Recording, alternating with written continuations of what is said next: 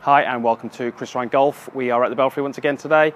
We are in the TaylorMade Performance Centre, and in this video we're going to go through a few different methods that you can use to help control the distance of your pitch shots. So we're talking about shots that are maybe between about 30 and 80 yards.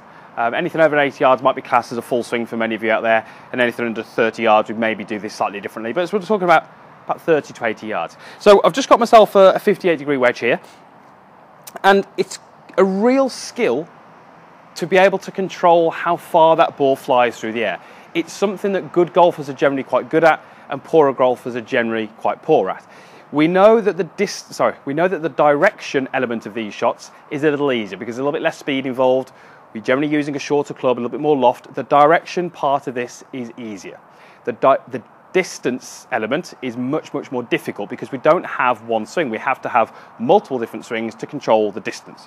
So the two things that are actually going to control the distance are the angle which the ball takes off at, so the launch angle, and how much speed that golf ball has. And effectively everything we do is to control those two things. Now we'd like, if we can, to keep one of those as constant as we can, and that's the launch angle. So to keep the launch angle consistent, we need to make sure that one, our strike is consistent, and two, our setup and our delivery and our mechanics are quite consistent. If you find that you are the kind of golfer who, when you are pitching, is starting to miss-hit the shots, so maybe slightly low in the face, out the toe, out the heel, etc., or your mechanics aren't particularly good, the launch angle is going to vary. If the launch angle varies, even if the speed is changing, it might not affect the distance too much. So we really need to make sure, before we really focus on distance control, we are able to consistently launch that golf ball into the air at the right angle, consistently. We're going to assume that you can do that. So now we're going to look at how we can change the speed that the golf ball has got. And if the launch angle is constant, the speed which the golf ball has will change the distance. More speed, more distance, less speed, less distance. That kind of makes sense. So we're going to go through two methods. We're going to go through the clock face method, and we're going to go through what I call the body parts method. So if we just talk through the clock face method first, this would be where we think about the lead arm in the golf swing. So in this case it's my left arm. And we're going to imagine that I'm stood in a clock face. So down here where the golf ball is 6 o'clock, okay? And then we've got 7, 8, 9, 10, 11, 12. And we're going to look at moving that lead arm from 6 o'clock, probably more to 8 o'clock, then maybe to 9 o'clock, and then maybe up to 10 o'clock. What we should find is if we can strike the ball consistently, that should give us 3 different speeds in golf balls and 3 different distances. So I'll just do 2 of those. So I'll just do an 8 o'clock first. So moving that lead arm back to about 8 o'clock, and then through. Okay, and I'll just do a 10 o'clock so you can see the two most extreme versions of that. Okay, so same setup if I can. Try and get the launch angle about the same, but this is going to be more of a 10 o'clock swing. Okay, and that certainly did go a little bit further. Launch angles hopefully were about the same, but as I say, that ball had more speed, hence it went further. We'll talk through that one a little bit in a moment. The other method would be what we call the body parts method. So this is where we'd feel like the butt of the club, so this area here, is moving to be level with varying body parts. When I say body parts, we can go sort of, well, hip, if you like. So I can move the grip so it's more level with my hip. I can sort of go maybe chest, I can go shoulder, I can go head. I can use different body parts to regulate how far that club's going. That's going to give me hopefully the same sort of idea. So let's do one where I feel like my grip of the club goes to about my belt level here, okay? So I'm going to try and move this club to about belt line. Okay. And again, launch angle was pretty consistent with the other shots. And we'll just do another one where I'm going to work it to about the chest here. So I feel butt of the club is working up towards the chest. Okay.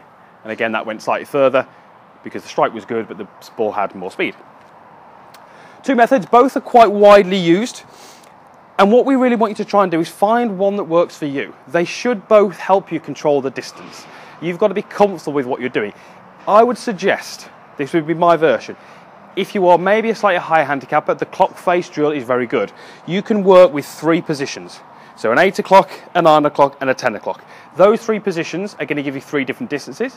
If you carry 2 wedges, you can do that with 2 wedges. That gives you 6 different options. If you carry 3 wedges, it's going to give you 9 options. So we've only got 3 sort of positions to work towards, but you're going to hopefully get a variety of distances that you can then tap into when you're on the golf course. If you feel you're a little bit more an advanced golfer and you're quite good at controlling distance, the body parts one is a good option, because what it'll do is it'll actually allow you to maybe have a few more options. You can maybe have thigh, hip, chest, shoulder, head, etc. So you can maybe have 5, maybe 6 different options. If you've got 3 wedges, you're up near 18 different options on the golf course. For many, many golfers, 18 different distances is difficult to remember, it's difficult to work with, and it can get too confusing. So you really need to choose a method. I would suggest based on handicap, but also based on experimenting. Go out there and try them, see what you feel you're more comfortable with. Ultimately, what we're trying to do is change the speed that the golf ball has. That is what we're trying to do.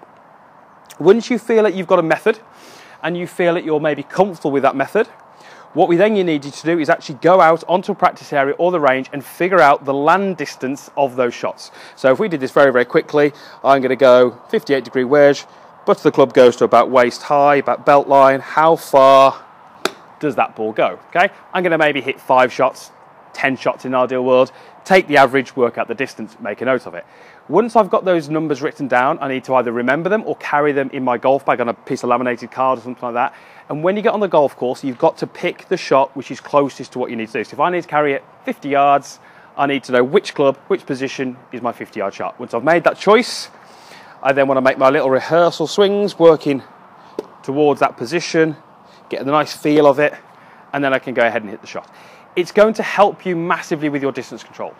We can't learn every single distance that we would need to hit. We can't learn a 52, a 53, a 54, 55-yard shot. It's impossible.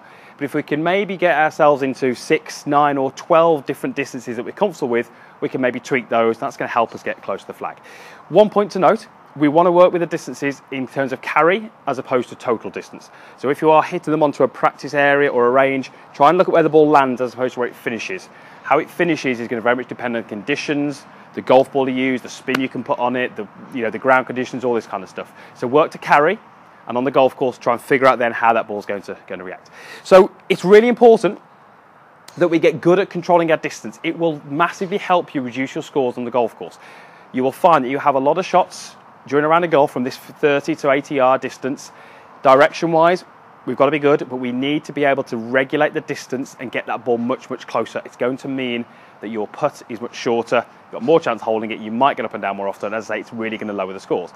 Have a go with these different methods, find out what suits you, get a bit of paper, make a note of yardages, and next time you go and play, notice just how much closer you get to the flag, because you've actually got a plan, you've got a way of getting that ball close rather than just standing there, looking at the hole, thinking, I'll swing it to about here and hope it gets close. You're going to find it much, much easier. Okay, so hopefully that video made sense. Hopefully it's something you can take away and practice and work towards, and I say it's going to help you lower your scores. So thank you very much for watching. If you've got any comments, you can post those in the boxes down below. There's a like button down there as well. If you want to click that if you like the video, that really helps me. And if you haven't done already, then please subscribe to my channel for more weekly videos. Okay, thanks so much for watching, guys. We'll see you again next time.